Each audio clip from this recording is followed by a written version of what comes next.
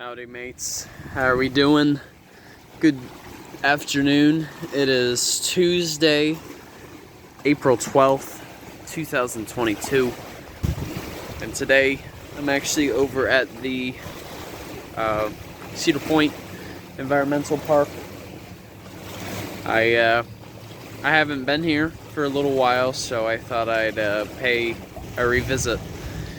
So where we are right now, we literally are at the point itself where it actually meets up with the famous Lemon Bay, which is an estuary.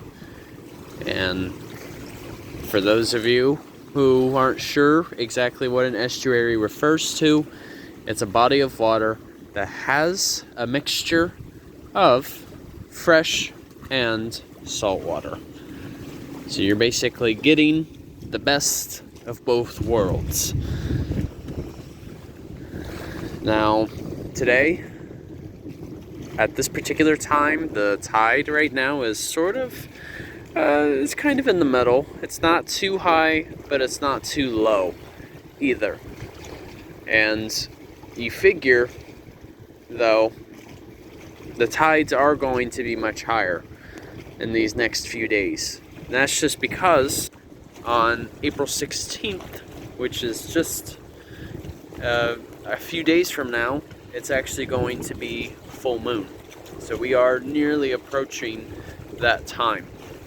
So I do believe as it progresses into the evening, the tide is only going to rise even more than what it already is.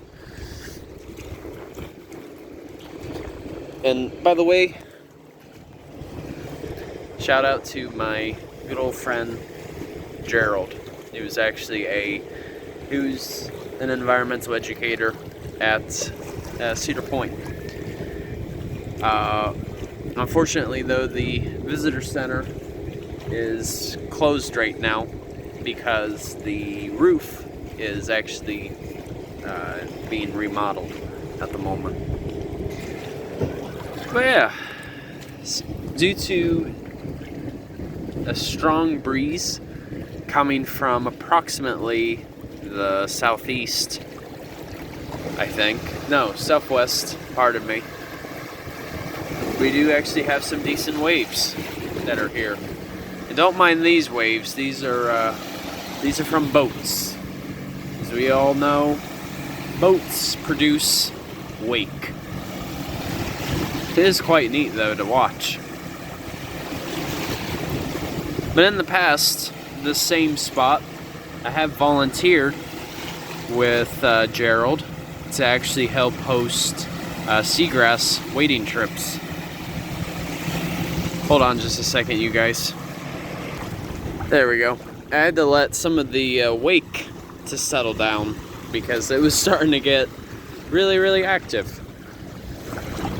Well, one of my favorite features here at this particular spot is looking at the sand itself. So you may notice that you see a lot of particular formations in the sand. Well, those are known as sand ripples. And what's fascinating to me is sand ripples also form even when you're on a beach, like with just wind. But in this case, these sand ripples are underwater. Now, these sand ripples form because of the water movement in the form of waves. Now, oftentimes what happens with a sand ripple is the finer particles are towards the bottom, whereas the hard, the more coarse particles are towards the top. That's just because finer particles tend to blend quite easily.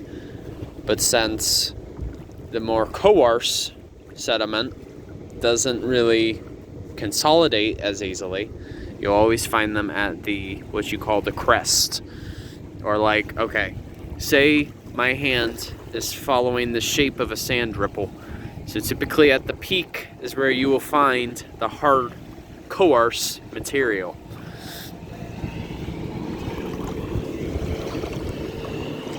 But oftentimes when you're out here, you will see something called manatee grass, which is more of a what you call finer grass.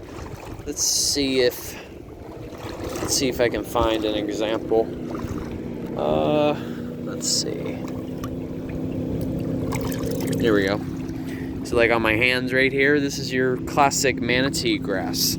So mostly, with most grass, it is hollow. So it kind of resembles looking at straw, for instance. Now on that subject, manatee grass is so named because it's an invaluable resource, food resource for manatees, hence the name. However though, the seagrass habitats, even in Lemon Bay, are continuing to dwindle. And there's a variety of reasons as to why that's the case. One can be overgrazing. Two can be, boats passing through and, grinding up the vegetation with their propellers. And a third, a very common reason, is climate change. Because you figure the water heats up too much as to where the seagrass can't be sustained because the temperature of the water is too high. It's not optimal. And the fourth reason too, it actually has to do with harmful algal blooms too, in addition. Because what happens is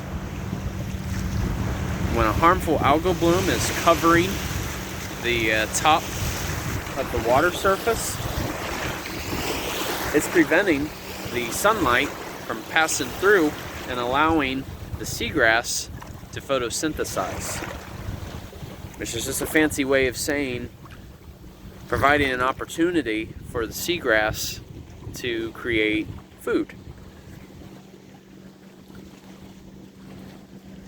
But keep in mind though, seagrass in general is not the same thing as seaweed. Because here's a main difference to look for. So like right here, we actually do have seaweed, for instance. A difference though is usually seaweed, they don't really have like a complex root system.